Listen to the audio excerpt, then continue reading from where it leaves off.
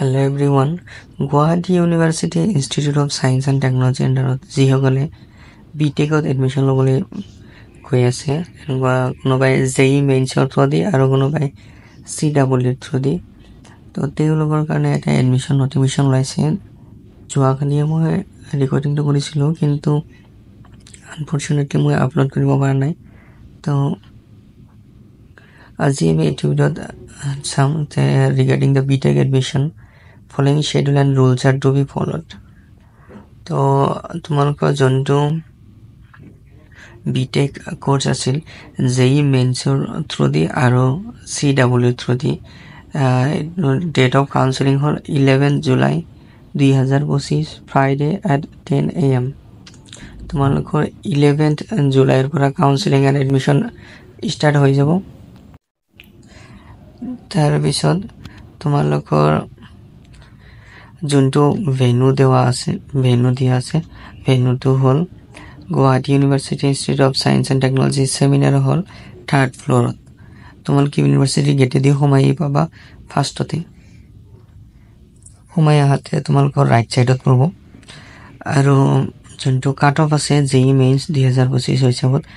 unreserved 84 OBC MOBC 76 SC 76 ST প্লেনত 65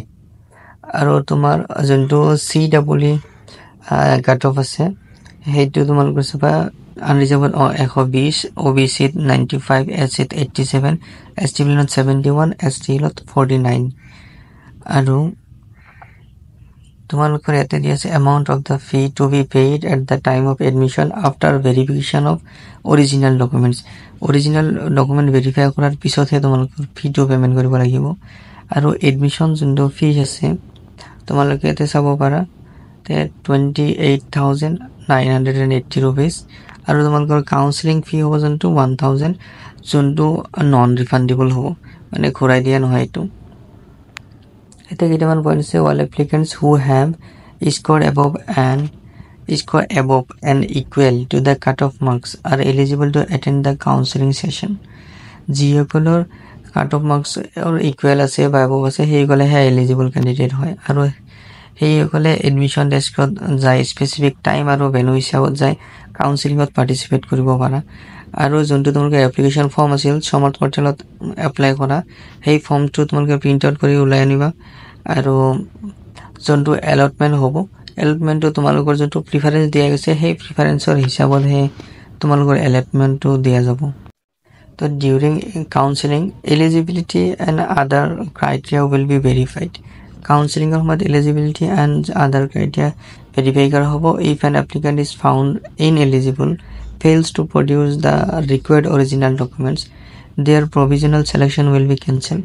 যদি তোমালোকে কিবা ডকুমেন্টস দিব নোৱাৰা কাউন্সেলিং টাইমত তেতিয়াহলে তোমালোকৰ কেনসেল হৈ যাব পাৰে আৰু যদি তোমালোকৰ ভেৰিফিকেশন হৈ যায় এলিজিবল হোৱা তেতিয়াহলে তোমালোকৰ লগালগ যোনটো সিট এলটমেন্টটো দি দিয়া যাব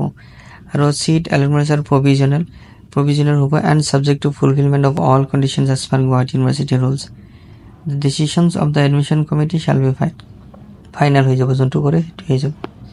আৰু তোমালোকৰ হিটো হোৱাৰ পিছত ভেৰিফাই হোৱাৰ পিছত যোনবিলাক এলিজিবল ক্যান্ডিডেট হয় তেখেতসকলৰ কাৰণে পেমেন্ট লিংকটো এক্টিভ হৈ যাব তেনে তোমালোকে পেমেন্টটো কৰিব পাৰিবা আৰু যোনটো ৰিফান্ডিং ফিজ আছে হিটো এপ্লিকেবল এন্ড উইদিন প্ৰেসক্ৰাইবড শিডিউল হিচাপত তোমালোকৰ দিয়া যাব permanent resident certificate is mandatory for all candidates at the time of counseling আৰু যদি কিছুমান সিট ভ্যাকেন্ট থাকে এটো কাউন্সেলিংৰ পিছত তেতিয়ালৈকে তোমালোকৰ জনাই দিয়া যাব আৰু OBC MOBC কাৰণে নন ক্ৰিমিলিয়াৰ এনজিএল সাৰ্টিফিকেট কম্পালসৰি জেনাৰেলৰ বা বাকি যিবোৰ PRC টো সকলোৰে কাৰণে হেৰি হয় ক্যাটেগৰি ওয়াইজ নহয় সকলোৰে কাৰণে কম্পালসৰি বুলি কৈছে কিন্তু OBC MOBC কাৰণে এনজিএল সাৰ্টিফিকেটটো লাগিব বাকি ভ্যাকেন্সি থাকিলে জনাই দিয়া যাব আৰু ইনফৰমেশন বসিটো চাই থাকিবা যোনটো গুৱাহাটী ওয়েবসাইটত পোৱা যায় তো আজিৰ ভিডিঅ'ত বা এইখিনিয়ে ইনফৰমেশন আছিল ভিডিঅ'টো ভাল লাগিলে লাইক কৰিব আৰু চেনেলত নতুনকৈ আহিলে সাবস্ক্ৰাইব এটা কৰি দিব thank you for watching the video' আৰু তোমালোকে টাইমটো মনত ৰাখিবা 11 জুলাই হয় 11 জুলাই 10 AM থ্যাংক ইউ